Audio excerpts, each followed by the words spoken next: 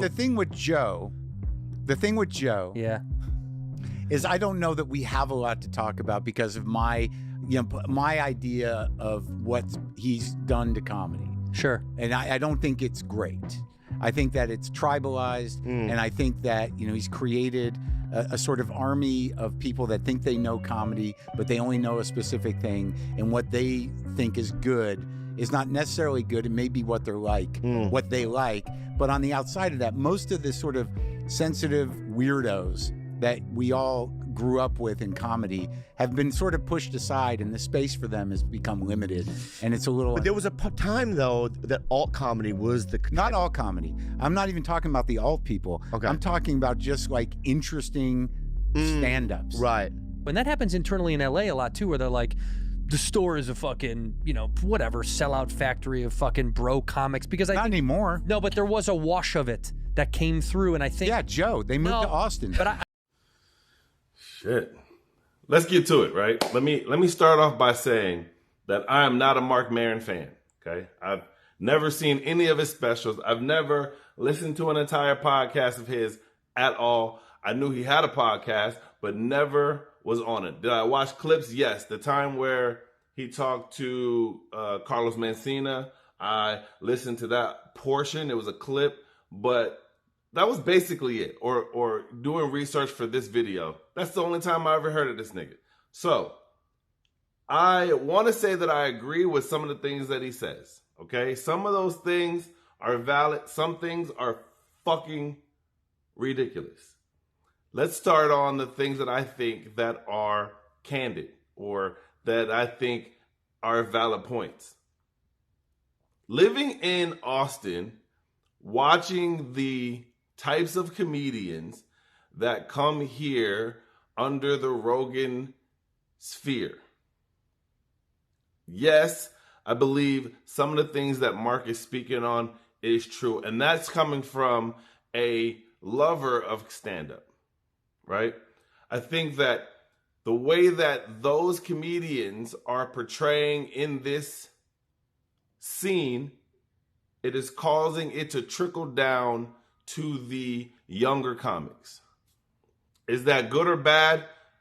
I'll leave that up to the audience to make that decision. But I know that I look at it and I say, is this all we can do? Can we not push the boundaries at all? Right? Like they said back in the day, the store was full of characters and full of weirdos. And I believe that's what's happening here in Austin at the mothership.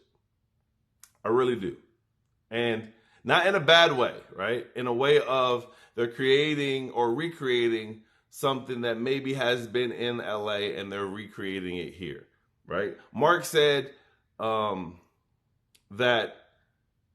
what did he say? He said it was like a tribal. Absolutely. Abso-fucking-lutely. Here in Austin, there is a pecking order, right? And there's also a fear of speaking out, especially a younger comic. You know, a younger comic can't come out and say how they really feel about certain things because of fear of being ostracized from the tribal community. That's literally the truth. So Marc has a point there. But when Marc was talking about how weirdo, like sensitive weirdos, who in the fuck wants to listen to a sensitive weirdo tell jokes? I don't. That's not my cup of tea. So I disagree with him on that point. But it is refreshing to hear someone speak up about the almighty, if you will, without fear of backlash, right? When you're new, not even new, let's say you've been doing it a certain amount of years, your opinions need to stay to yourself if you want to flourish. That's what it is. Do I think that some comedians are hack? Absolutely. Do I say things about that? Absolutely not. Did I do it when I first got here? Absolutely. Did I realize that it was not going to help my career? Absolutely. So I had to change, right? I had to look at it like, what's more important, me saying how I feel, or is it more important for me to move forward in comedy? Now, am I going to follow suit and do only what seems to be working for others? No, I am, or at least I would like to be someone that does their own thing. If everybody goes left, I'm going to go right. Simply because I know that there's a sheep mentality and a lot of people follow the sheep mentality. And that's not something I'm going to do. When I moved here with hopes of being able to be under that sphere. Absolutely. I think anybody that moves here is like, I want to get in the mothership. I want to get in the sunset. I want to get into the creek and the cave. I want to be a part of the tribal group, because that's going to help my career moving forward. But that doesn't happen for everybody. I've seen many comedians come into town, funny as hell, and end up going right back home because the things that were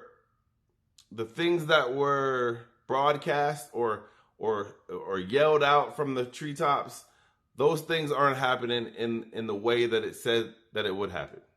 You know, I thought coming out here, being funny will get you to that next level. And I found that that's not always going to be the case, right? If you got a weird hump on your back, if you got little arms, if you're autistic, it is a circus. It's just what it is. And being here, I'm like, I want to be a actual stand-up comedian. I don't want to be a hack. I don't want to be a character. That's just not the type of comedy I want to do. And that's fine. For those that want to be a character, more power to you. But it's just good to hear someone speak about something that not everyone has the privy or the privilege to be able to do so. Now, do I think that Marc Maron's an old-ass nigga that's outdated? Absolutely. But that's just me. I think when we all get to a certain age, it becomes different. You become delusional. You become senile. You become very opinionated about nothing, right? Like, I think that a lot of comics are not as good as they portray. I can name 10 comedians from the black community that will kill in any room. I cannot say that about 10 white comedians. They can do well when the odds are stacked up for them. But with the odds stacks up against them, it's going to be a tough thing. But you know what? In this day and age, you don't need to be able to do both. If you have an audience of a certain amount of people or a certain type of people, you run with that. And that's okay. I sit back and I watch a lot of shows here in Austin. And I'm just like, okay, I get what's going on here. And is this going to translate outside of here? And it's been doing well for some comedians. So kudos to them. Clap it up. But I don't think all of them are hacked. I think that some of these comedians are true comedians at heart and want to do well. But sometimes you have to do what you have to do to get your foot in the door. And once your foot is in the door, now you create your own path. So, Marc, what I will say is hopefully this press run of bashing the whole Rogan sphere and all of those helps your career, because it seems like you're giving up. Slowly but surely going to walk away in the sunset with Ben Gay on your knees. All right, guys. Tell me what y'all think. Do y'all think Marc is right? Do y'all think Marc is wrong? Do you think that the Rogan Sphere comedians a hack, you tell me, put it in the comments. I'll check y'all niggas later. Peace.